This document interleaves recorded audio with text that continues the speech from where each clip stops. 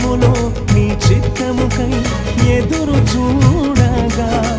అగ్నిచేతమము దర్శించి నీ చిత్తము తెలుపవా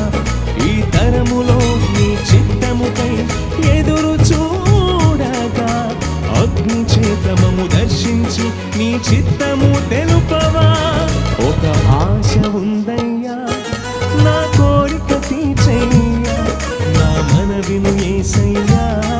ప్రత్యుత్తరమిమ్మయ్యా ఒక ఆశ ఉందయ్యా నా కోరిక తీర్చయ్యా మనవిను యేసయ్యా